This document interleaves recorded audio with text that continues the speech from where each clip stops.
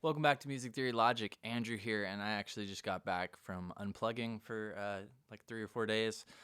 And I rarely do this. I'm a self-admitted workaholic. I love what I do, and so I don't mind doing it all the time. But stepping away is really important to give yourself some perspective. And I was just thinking about something that might help. It would definitely help the younger version of myself, or perhaps some of you out there. So I had done I Wish I Knows. I mean, we could call this I Know, but we could title this like I don't want to interpret my own worth from the worth of my music.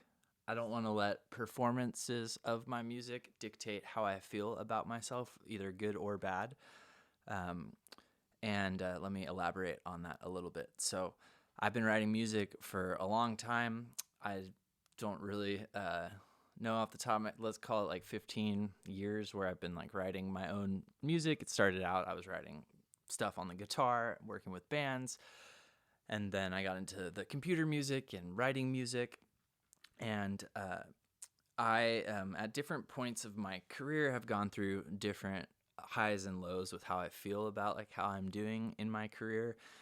And as a side note, I am a super sensitive person. I am a perfectionist, which is good in some ways, but bad in other ways, in that there is no perfection in music.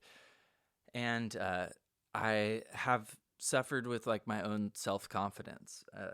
And basically, some things that should give you hope is I've written some music that I felt really good about.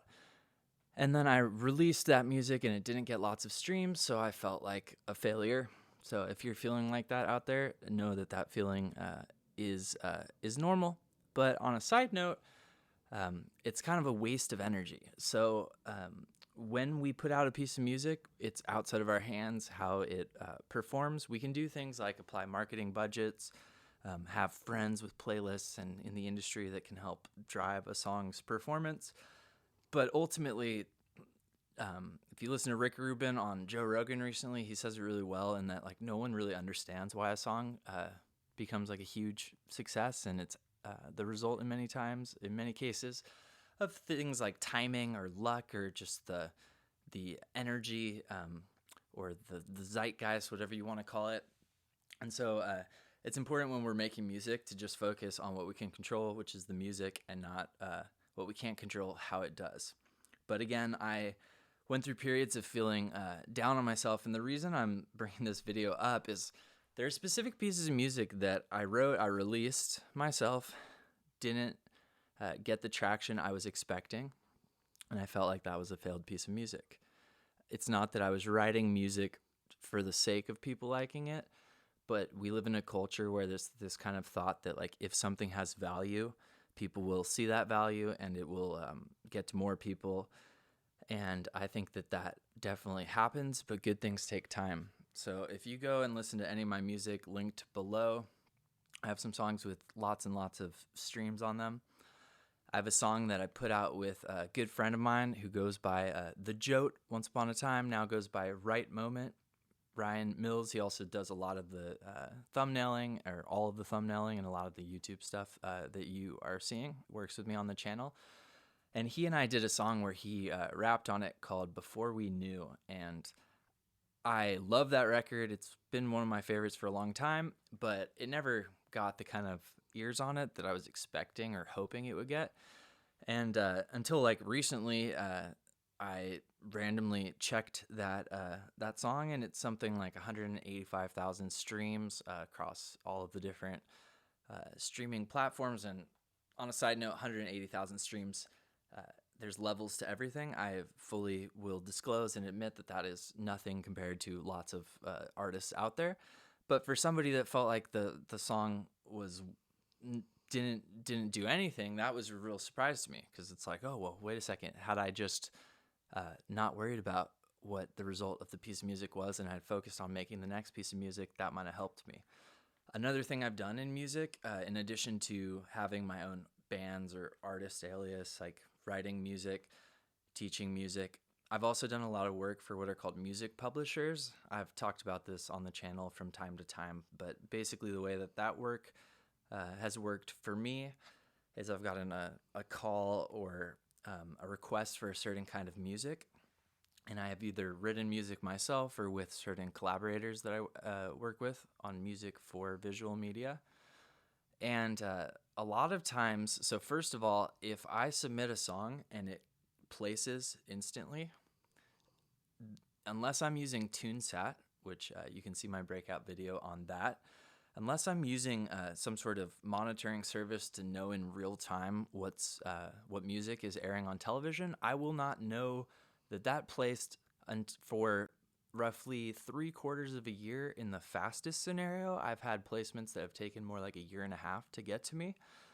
And then I've had songs that I wrote, they didn't place, they didn't place, they didn't place, and then 6 years later, they placed in something big. And so that is like a really big reminder to me, and it shows me that just because a piece of music doesn't do well in the moment, or doesn't do what you expect it or are hoping for it to do, and just because you wrote it for visual media and they don't use it in visual media instantly, that doesn't mean that song's not going to go on to become valued, go on to make money. And so for the younger version of myself, and for all of you out there that this might help, don't judge your own worth by what your music is doing. That might seem super obvious, but I really believe to be a great creative person, you have to pour your heart and soul, sweat and tears into your work. And I've literally bled on my guitar on performances. I have done everything in my spirit to do as well as I can with music, and to nurture my voice and all of those things. And it's something that me, the person, I'm learning is very different than my music and how people perceive it. And I think that is important for good or for bad. We all know of certain famous artists who have huge things to their credit, like perhaps the greatest hip-hop album of all time by some estimates. And sometimes that success feeds the ego, and then creates a person who is not as in touch with reality as they should be. So I really think that for good or for bad, we want to separate our creative ourselves from our music. And so use my story if you're feeling down about a song you wrote that didn't do what you were hoping. That song will live on forever, and you can never anticipate when the flame is going to ignite the work that you've created.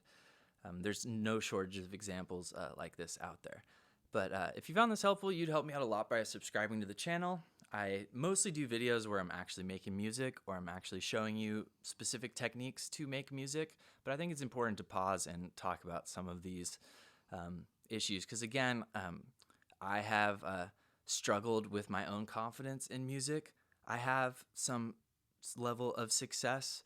I am proud of that success, but I would be lying if I didn't say that I wanted more success. I think everyone kind of wants more success, or at least wants to keep going. So stay in the moment, focus on what you can control, and everything else will work out. And if it doesn't really matter anyway. Enjoy what you do, and I will see you next time. Cheers.